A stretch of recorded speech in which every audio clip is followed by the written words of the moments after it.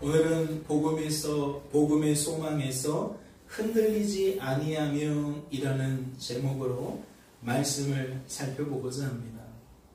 어느덧 이 제목으로 말씀을 나눈 것이 네 번째 차례가 되었습니다. 또 더군다나 본문은 지난주에 살펴본 본문과 동일하지요. 오늘도 말씀을 통해 우리들의 생각과 마음이 하나님을 아는 것으로 더욱 채워져 가기를, 자라나기를 주님의 이름으로 소망합니다. 말씀을 보실까요? 그러므로 너희가 그리스도와 함께 다시 살리심을 받았으면 위의 것을 찾으라. 거기는 그리스도께서 하나님 우편에 앉아 계시느니라. 이 말씀은 그러므로 너희가 그리스도와 함께 다시 살리심을 받았으면 이라는 이 말씀의 의미를 어떻게 보느냐에 따라서 두 가지 의미를 나타낸다 하였습니다. 첫째는 일반적이고 보편적인 의미로서 그러므로 너희가 그리스도와 함께 다시 살리심을 받았으면 이라는 이 말씀의 의미를 범죄한 인생이 우리 구주 예수 그리스도를 나의 주 나의 하나님으로 영접하여 구원받은 성도가 되었으면 이라는 의미로 보는 겁니다. 일반적이고 보편적인 의미는 이 말씀의 의미를 어찌 본다고요? 예수님 때문에 우리가 구원받은 성도가 되었으면 이라는 의미로 본다는 거예요. 만약 이 말씀의 의미를 그렇게 보게 된다면 이어지는 말씀도 우리들은 그 안에서 보게 됩니다. 다시 말해 범죄한 인생이 예수를 믿고 구원받은 성도가 되었으면 그러한 우리들은 어찌해야 된다? 위의 것을 찾아야 한다. 이렇듯 일반적이고 보편적인 의미로 이어지는 말씀도 보게 된다는 거죠. 그렇다면 두 번째는 무엇입니까? 두 번째는 일반적이고 보편적인 그 이상의 의미로 이 말씀을 보는 겁니다. 그 이상의 의미는 무엇입니까?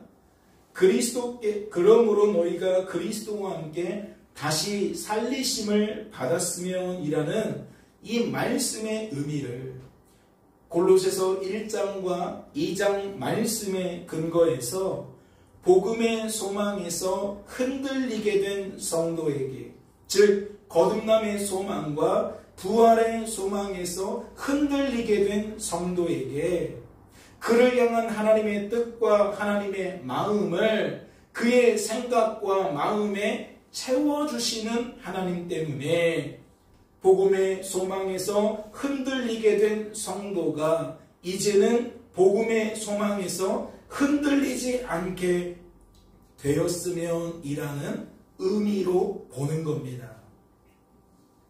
어떠한 차이가 있는지 아시겠지요? 앞선 말씀은 범죄한 인생이 예수 믿고 구원받았다는 일반적이고 보편적인 상황을 이야기하는 거라면 두 번째 의미는 이미 구원받은 성도가 또다시 그 생각과 마음이 하나님의 뜻과 마음에 반하는 것으로 채워져서 복음의 소망이 급격하게 흔들리게 되었는데 그러한 성도를 하나님께서 또다시 하나님의 뜻과 마음으로 그 생각과 마음에 채워주셔서 흔들리던 성도가 흔들리지 않게 되었으면 이라는 의미로 본다는 거예요. 그래서 이것도 마찬가지입니다. 만약 이 말씀의 의미를 이렇게 보게 된다면 이어지는 말씀도 우리들은 그 안에서 보게 된다는 거죠. 다시 말해 채워주시는 하나님 때문에 성도된 우리들이 복음의 소망에서 흔들리지 않게 되었으면 우리들은 채워주시는 하나님 때문에 무엇도 하게 된다?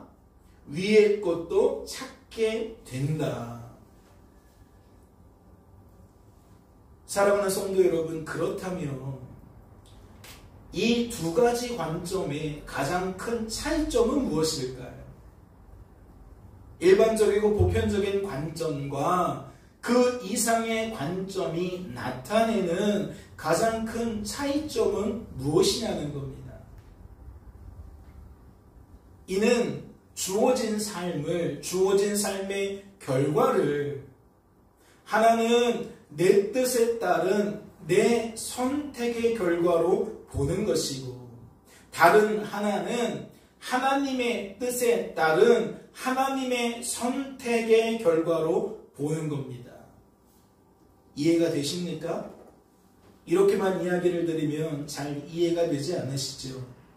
수요예배를 참석하시거나 영상을 시청하신 성도님은 이해가 되실 수도 있을 텐데, 그렇지 않은 분들을 위해서 다시 한번 설명을 드리겠습니다. 이는 어떠한 의미이냐? 일반적이고 보편적인 관점은 인생을 내가 사는 것으로 본다는 겁니다. 주어진 삶의 결과를 내가 사는 것으로 본다는 거지요. 그리고 일반적이고 보편적인 그 이상의 관점은 인생을 그리스도께서 사시는 것으로 본다는 겁니다. 하나는 내가 사는 것으로 본다는 것이고, 하나는 그리스도께서 사시는 것으로 본다는 거죠. 그렇기 때문에 이 두 관점은 강조하는 것이 다릅니다. 강조하는 것이 차이가 나요. 일반적이고 보편적인 관점은 말씀을 통해 무엇을 끄집어내느냐, 무엇을 강조하느냐, 구원받았으면 구원받은 성도답게 위의 것을 찾아야 한다는 당위성을 강조합니다. 이게 맞아, 너희는 이렇게 해야 돼, 그러니까 너희는 이렇게 해 라는 당위성을 강조한다는 거죠. 그렇다면 일반적이고 보편적인 그 이상의 관점은 말씀을 통해 무엇을 강조할까요? 하나는 당위성을 강조한다면 하나는 무엇을 강조하겠냐는 겁니다. 구원받은 성도는 채워주시는 하나님 때문에 흔들리지 않게 된다는, 구원받은 성도는 채워주시는 하나님 때문에 위의 것을 찾게 된다는, 무엇을 강조해요? 하나님의 은혜를 강조해요. 하나는 내가 사는 삶의 관점으로 보기 때문에 너는 이렇게 해야 돼, 이렇게 하는 게 맞아 라고 맞는 이야기, 즉 당위성에 대한 강조를 하게 된다면, 하나는 하나님 때문에만 우리가 그렇게 될 수 있어 라는 이야기를 보기 때문에 당위성보다는 무엇을 더 강조한다? 은혜를 강조한다는 거예요. 이것은 맞는 일이야. 성도는 이렇게 해야 돼. 그러나 우리는 그렇게 할 수 없잖아. 그러나 걱정할 건 없어. 염려할 건 없어. 왜냐하면 우리 안에 거하시는 하나님께서 우리가 성도답게 살아갈 수 있도록 만들어 주시거든. 그러면서 강조점을 어디에다 찍어요? 은혜에 찍는다는 거예요. 그렇다면 묻지 않을 수가 없습니다. 사랑하는 성도 여러분, 그렇다면 우리들은 어떠한 관점으로 이 말씀의 의미를 이해해야겠습니까? 지난주에도 말씀을 드렸지만 일반적이고 보편적인 관점은 틀린 것이 아닙니다. 구원받은 성도라면 구원받은 성도답게 위의 것을 찾아야 한다는 말씀의 해석은 결코 틀린 것이 아니라는 거죠. 하지만 저는 그럼에도 불구하고 말씀을 그렇게 해석하는 것을 권장하지 않습니다. 왜냐하면 말씀을 그렇게 해석하다가 우리도 모르는 사이에 우리 자신에 대한 오해와 착각에 빠질 수 있기 때문입니다. 우리도 모르는 사이에 우리 자신에 대한 망상에 빠질 수 있다는 것이지요. 생각해 보세요. 성도된 우리들이 스스로의 힘과 능력으로 위의 것을 찾을 수 있습니까? 성도된 우리들이 주어진 삶 속에서 스스로의 힘과 능력으로 복음의 소망에서 흔들리지 않을 수 있냐는 겁니다. 지난 한 주간의 삶을 돌아보세요. 우리가 가정생활하면서, 학교생활하면서, 병원생활하면서, 직장생활하면서, 사회생활하면서 우리가 위의 것을 찾게 됩니까? 우리가 복음의 소망에서 흔들리지 않을 수 있었나요? 가정에서 늘 외쳐지는 메아리는 그게 아닌데, 학교에서 늘 외쳐지는, 병원에서 늘 외쳐지는, 우리 회사와 사회에서 늘 외쳐지는 목소리는 그런 것들이 아닌데, 우리들이 그 속에서 아무런 영향도 받지 않고 우리는 우리의 갈 길을 가게 되던가요?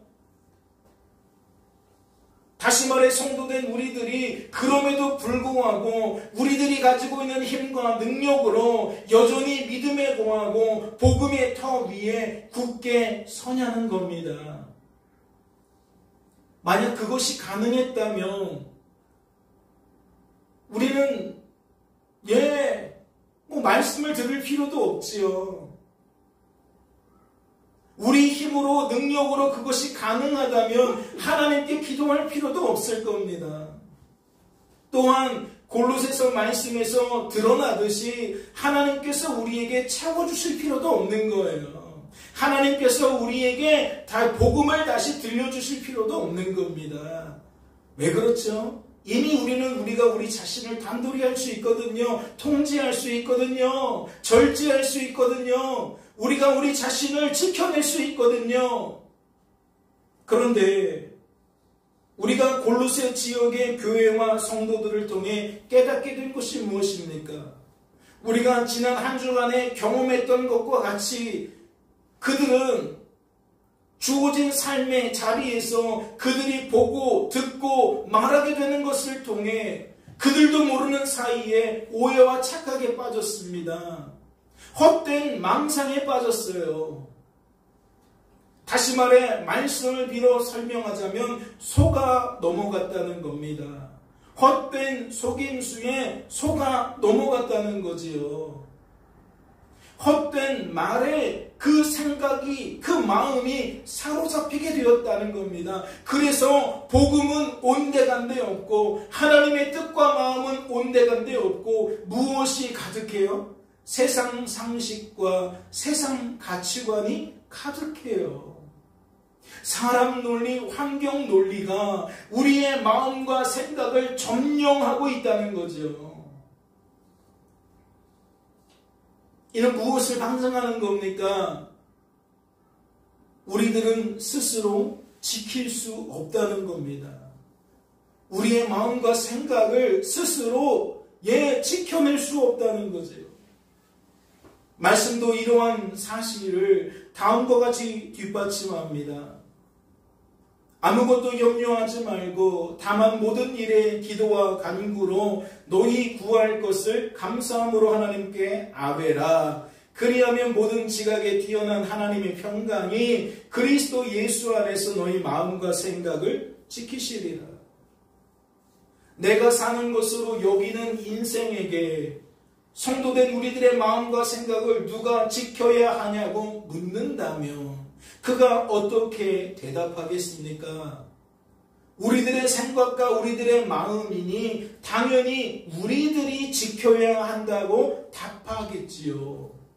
하지만 지금 말씀이 무엇을 뒷받침하고 있습니까? 그럼에도 불구하고 우리들은 우리들의 마음과 생각을 스스로 지킬 수 없다는 겁니다.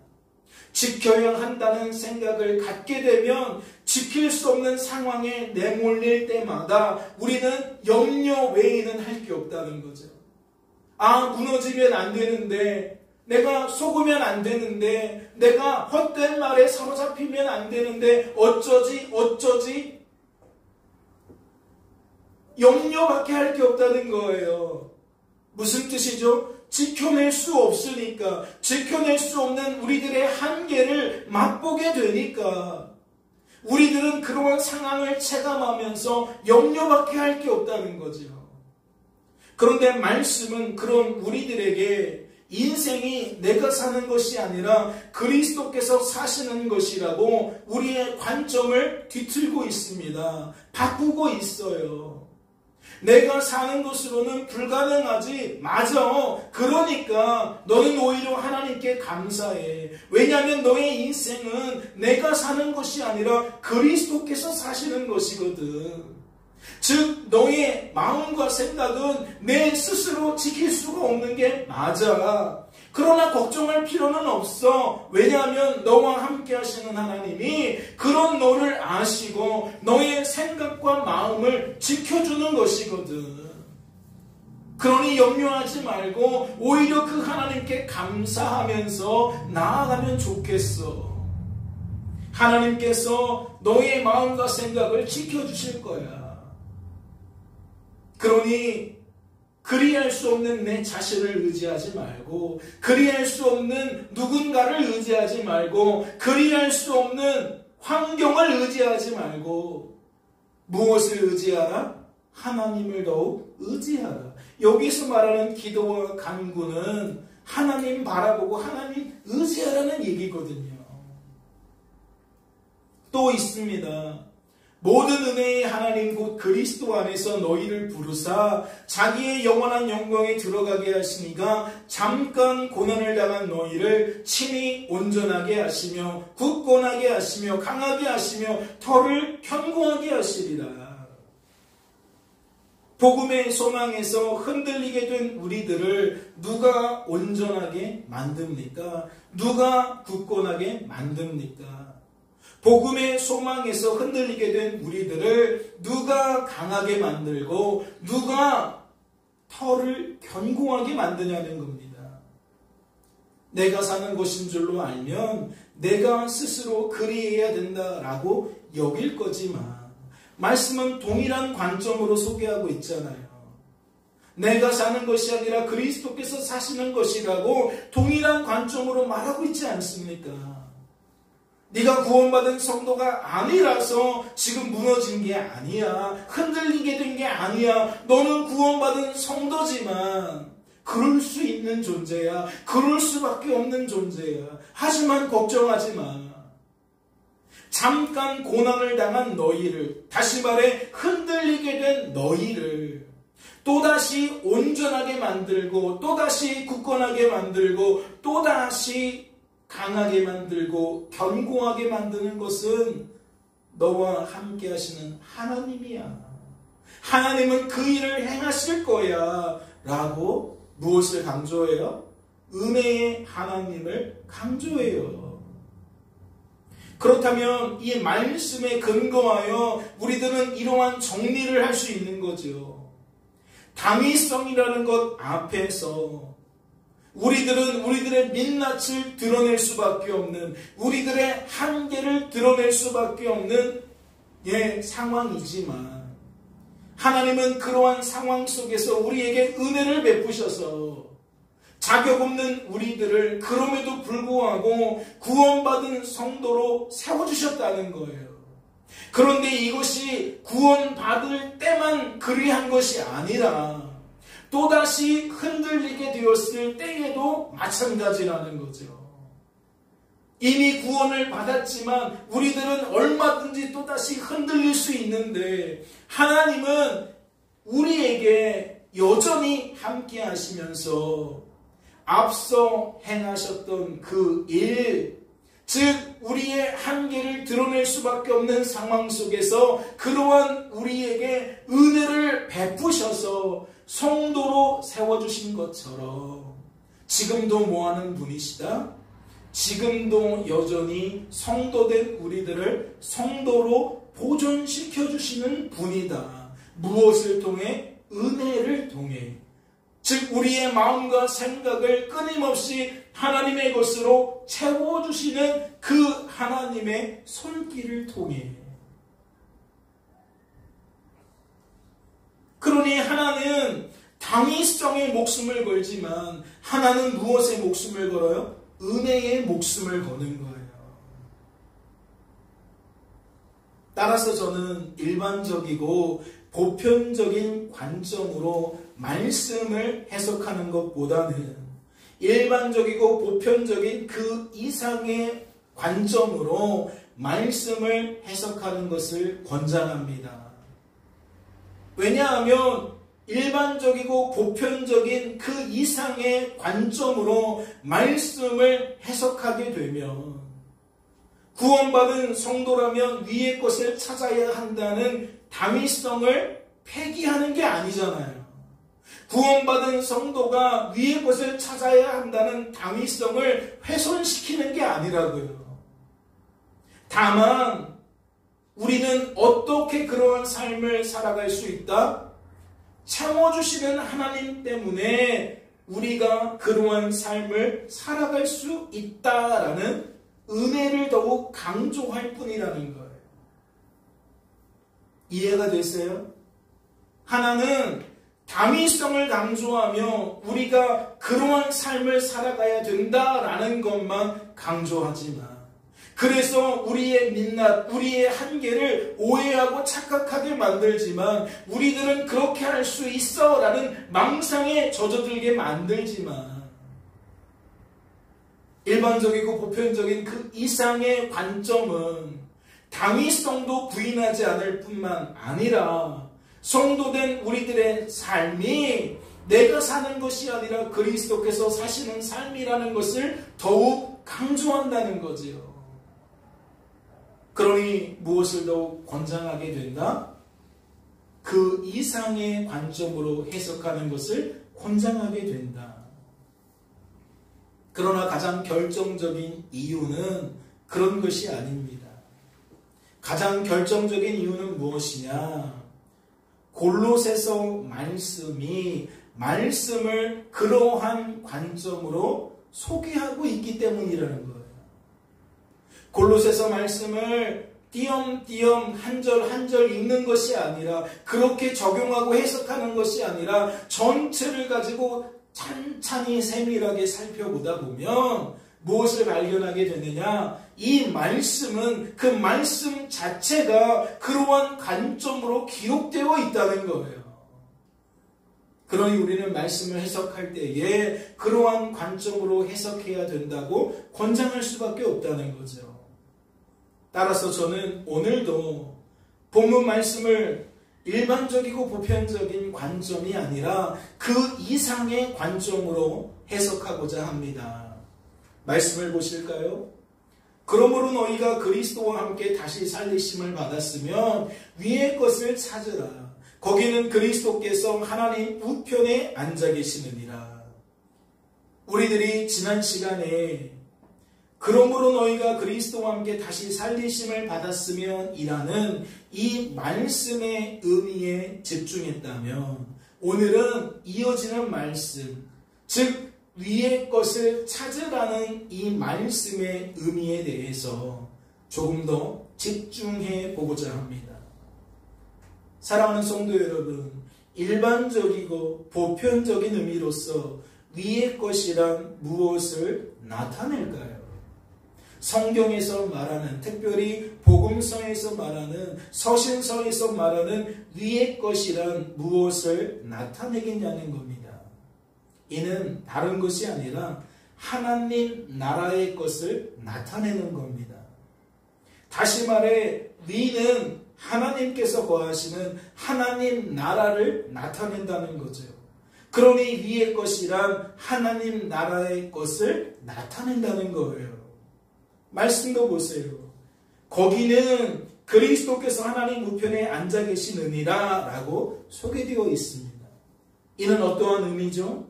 거기는, 즉 위는 성자 하나님이신 예수님께서 성부 하나님 우편에 앉아 계신다는 의미입니다. 다시 말해 거기는, 위는 성부, 성자, 성령 하나님이 거하시는 하나님의 나라라는 거지요. 그러니 말씀에 소개된 위의 것이란 하나님 나라의 것을 의미하는 것이 틀림없는 줄로 압니다. 그런데 우리들은 지난 시간에도 3장 1절 말씀을 보다 깊은 관점에서 살피기 위해서 앞선 골로새서 1장과 2장 말씀을 살펴보지 않았습니까? 그러니 오늘도 저는 이 위의 것을 찾으라는 말씀을 보다 깊은 의미로 살펴보기 위해서 그 앞서 소개된 1장과 2장 말씀을 주목해 보고자 합니다. 특별히 골로새서 1장 13절을 주목해 보고자 해요. 말씀을 보실까요? 그가 우리를 흑암의 권세에서 건져내사 그의 사랑의 아들의 나라로 옮기셨으니, 하나님께서는 에바브로를 통해 이미 복음을 듣고 구원받은 성도가 되어 주어진 삶 속에서 복음의 열매를 맺으며 살던 골로새 지역의 교회와 성도들에게 사도 바울을 통해 다시 복음을 듣게 하셨습니다. 지금 이 13절 말씀은 그들이 사도 바울을 통해 다시 듣게 된 복음의 일부인 거죠. 말씀을 통해 여러분은 무엇을 깨닫게 되십니까? 무엇을 발견하게 되시나요? 조금 전에 우리들이 살펴보았던 위의 것과 매우 연관성이 깊어 보이는 단어를 발견하게 되십니까? 어떠한 단어를 보니까 이것은 아까 살펴봤던 그 위의 것과 뭔가 관련이 있는 것 같은데 라는 깨달음을 갖게 되시냐는 거예요. 다시 말해 저는 이 말씀 중에 아들의 나라가 여러분의 눈에 띄냐는 거죠. 아들의 나라가 여러분들의 생각과 마음을 채우냐는 겁니다. 여러분, 아들의 나라가 의미하는 것이 무엇일까요? 아들의 나라라는 것은 앞서 살펴본 것처럼 하나님 나라를 의미하는 겁니다.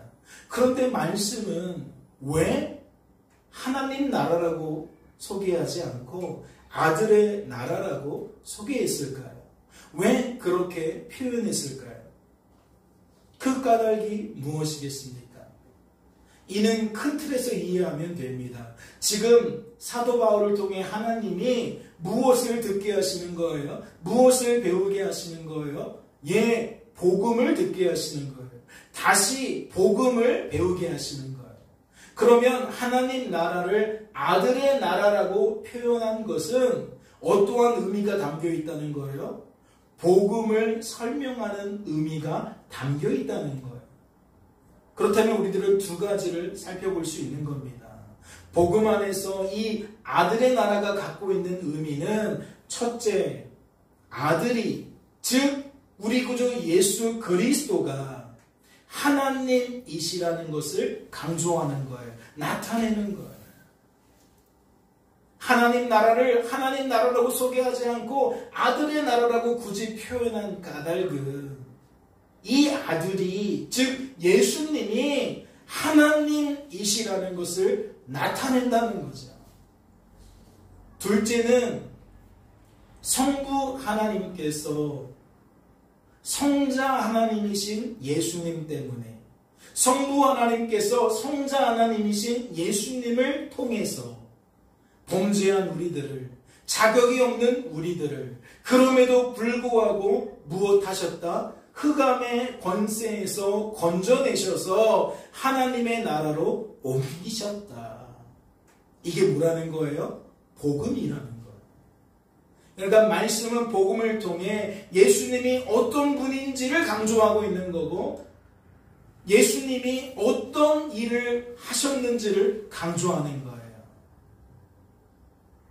그렇다면 아들의 나라라는 것은 일반적이고 보편적인 의미로는 하나님의 나라를 나타내는 것이겠지만, 그 이상의 의미로는 예수님이 성자 하나님이신 것과 또 무엇을 더욱 나타낸다? 범죄한 우리들이 채워주시는 하나님 때문에 성도로 세워지고, 구원받은 성도가 채워주시는 하나님 때문에 성도로 보존되고 성도다운 삶을 살게 된다는 복음 그 자체를 나타낸다는 거예요. 이해가 되세요? 아들의 나라라는 별거 아닌 것 같은 이 표현이 이렇게 크고 깊고 높고 넓은 의미를 함축하고 있다는 거죠.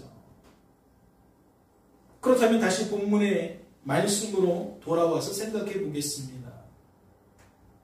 그러므로 너희가 그리스도와 함께 다시 살리심을 받았으며 이라는 말씀의 의미는 그 이상의 관점, 즉 구원받은 성도가 채워주시는 하나님 때문에 복음의 소망에서 흔들리지 않게 되었으면 이라는 의미라고 말씀을 드렸습니다.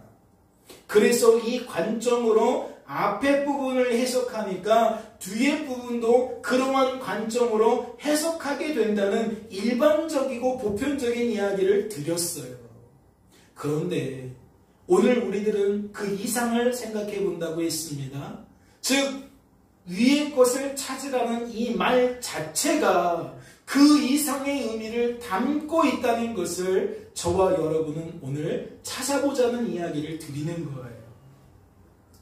그렇다면 위의 것을 찾아야 한다는 이 말씀이 강조하고 있는 것은 무엇일까요?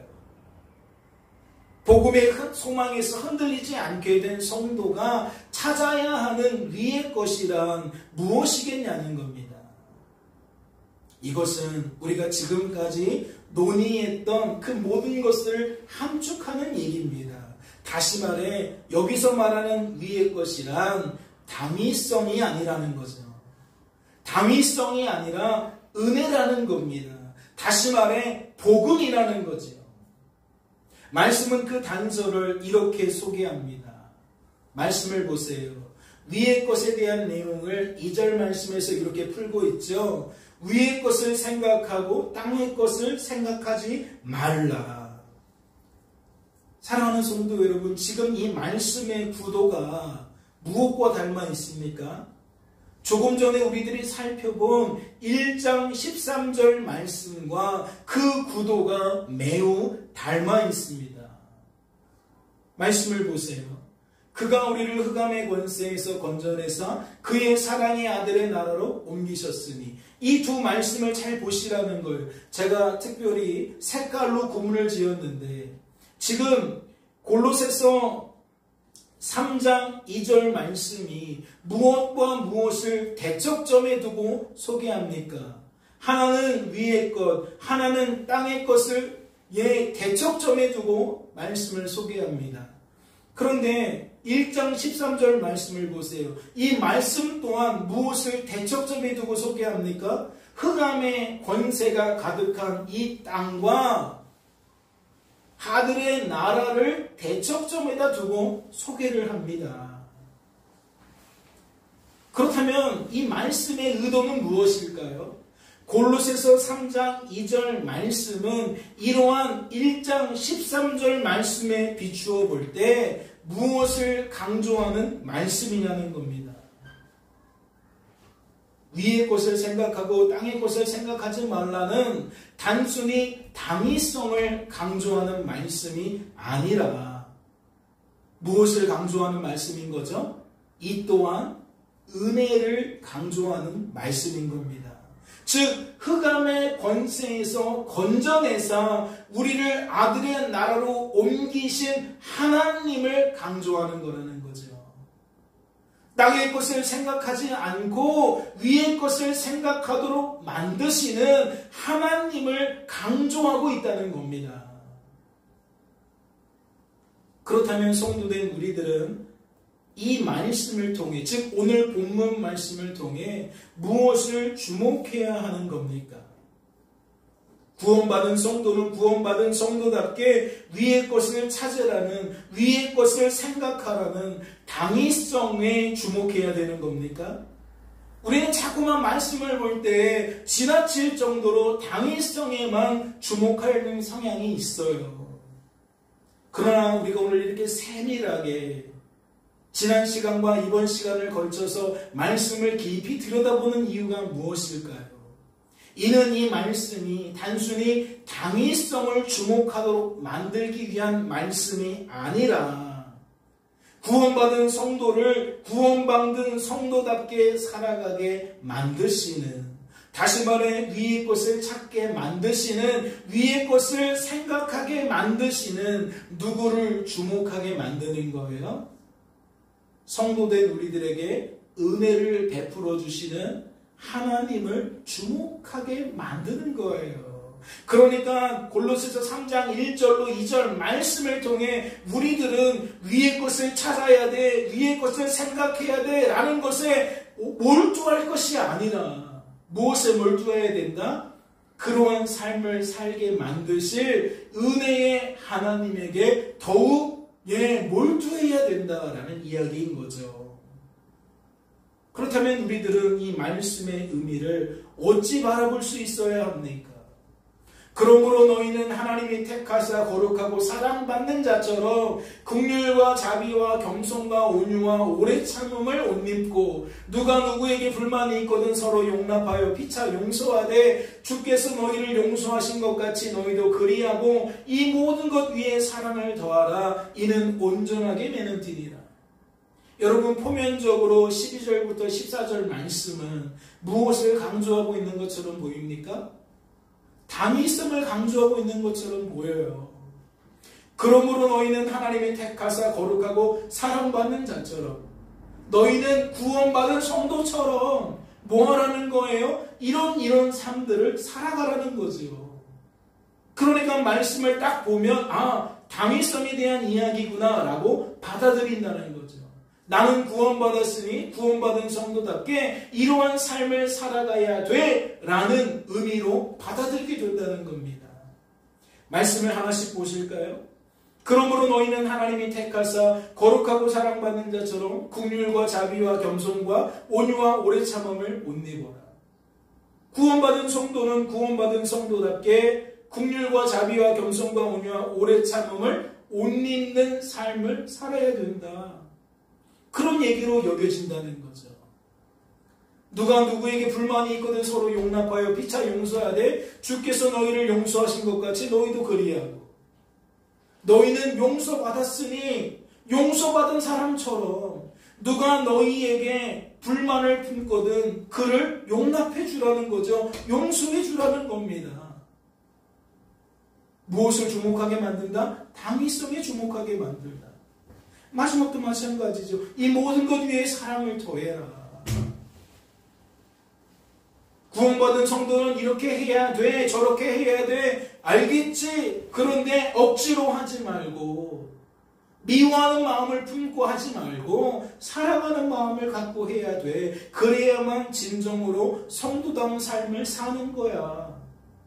그러니 이 말씀들은 하나같이 우리에게 당위성에 대한 이야기로만 여겨진다는 거죠.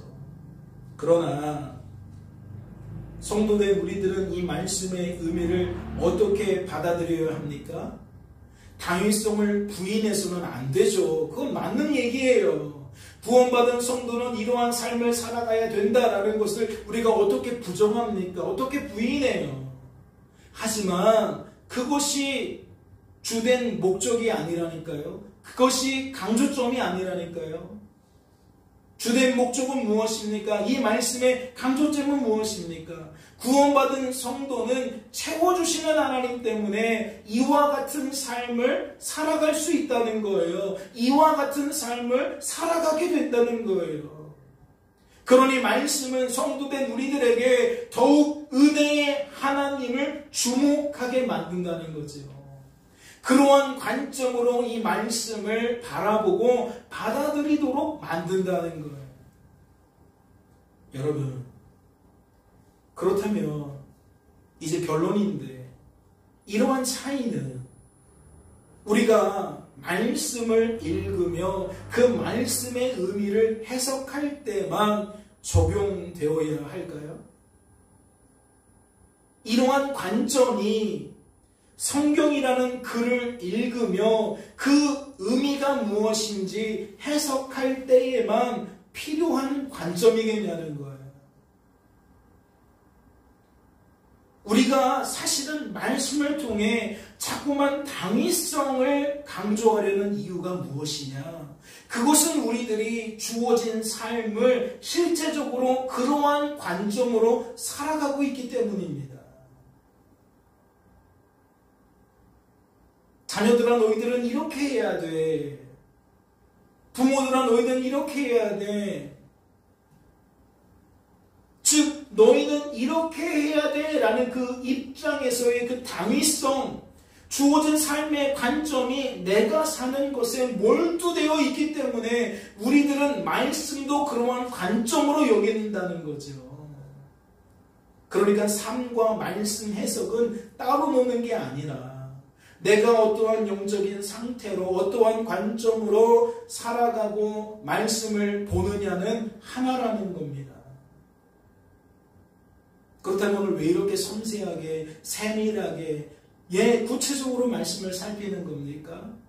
성도된 우리들은 말씀을 이러한 관점으로 바라보고 받아들일 수 있는 것처럼 실은 성도된 우리들에게 주어진 우리들의 삶 역시도 그러한 관점으로 바라보고 받아들일 수 있어야 함을 강조하는 겁니다. 말씀만 그렇게 바라보고 받아들이고 삶은 또 일반적이고 보편적인 의미로 그 관점으로 바라보고 받아들인다면 이거는 삶과 말씀이 비일치하는 거지요. 매칭이 되지 않는 겁니다. 하나님이 그걸 원하시는 게 아니에요. 그걸 원하셔서 우리에게 말씀을 보는 힘을 더하시는 게 아니라 우리의 눈을 열어주시는 것은 결국 어디에 관점이 있다? 삶의 관점이 있다. 우리의 시선이 삶에 가 있다는 거죠. 하나님의 시선이 삶에 가 있다는 거예요. 오늘 하나님께서 우리에게 이 말씀을 들려주신 까닭은 우리가 이제 새롭게 주어진 이 한 주간의 삶을 어떤 식으로 바라보고 어떤 식으로 받아들이며 살아야 하는지에 대한 관심이 있기 때문에 하나님이 지금 우리에게 알려주고 계신다라는 거죠. 이제 말씀을 마치겠습니다. 지난주와 똑같이 이 말씀을 살피며 말씀을 맺겠습니다. 하나님께서 채워주시며 어떠한 결과가 나타납니까? 주께 합당하게 행하게 됩니다. 즉 삶의 변화가 있는 거예요. 어떠한 변화죠? 범사에 기쁘게 되는 겁니다. 모든 선한 일에 열매를 맺게 되는 겁니다. 그리고 하나님을 아는 것에 자라나는 겁니다. 아, 하나님께서 하신 일이었구나 라고, 아, 이것까지도 하나님께서 하신 일이었구나 라고 하나님이 더 많은 부분에서 더 세밀하게 보이기 시작한다는 거죠. 무엇 때문에? 채워주시는 하나님 때문에. 그러니까 그 하나님 때문에 우리는 주어진 삶 속에서 뭐 하게 된다? 하나님께서 하신 일을 더욱 하나님께서 하신 일로 여기게 된다. 그러니까 우리는 응당 주어진 삶 속에서 무엇도 하는 거예요? 견디기도 하는 거예요. 오래 참기도 하는 거예요. 누구 때문에? 하나님 때문에. 그 힘과 능력을 공급해 주시는 하나님 때문에 결국 우리들은 견디게 된다는 것이죠. 오래 참게 된다는 겁니다. 이 결론을 주목하셔야 돼요. 우리로 하여금 합당하게 하신, 즉 구원받은 성도에게 구원받은 성도처럼 살게 하신 하나님 아버지께 뭐 하게 된다? 감사하게 된다. 여러분, 이 맛을 누려야 돼요. 성도된 우리들은 말씀 들을 때만 이 맛을 누리는 게 아니라 결국 삶의 자리에서 이렇게 늘 역동적으로 역사하시는 하나님의 손길로 깨달아가며 뭐 해야 된다? 그 하나님을 더욱 자랑해야 된다. 더욱 찬양해야 된다. 그 하나님께 더욱 감사해야 된다. 깨닫는 은혜가 있으시기를 주님의 이름으로 소망합니다. 잠시 기도합니다. 하나님 아버지, 감사합니다. 오늘도 우리를 향한 하나님의 뜻을 이루시기 위해 아버지의 뜻과 마음으로 우리의 생각과 마음을 채워주시니 감사합니다. 이는 단순히 말씀을 바라보는 생각과 마음을 변화시키기 위함이 아니라 내게 주어진 삶을 바라보고 받아들이는 그 관점을 변화시키기 위한 말씀인 줄로 압니다. 주님, 새롭게 주어진 한 주간의 삶 속에서도 이전보다 더욱 하나님과 동행하게 하옵소서. 하나님의 그 섬세한 손길을 보게 하시고 그리 여기게 하시고 그 속에서 복음의 능력을, 복음의 열매를 더욱 풍성하게 누리게 하옵소서. 주께서 우리를 붙들어 주실 줄로 믿고 감사드리며 이 모든 말씀 우리를 죄에서 구원하신 예수님의 이름으로 기도하옵나이다. 아멘.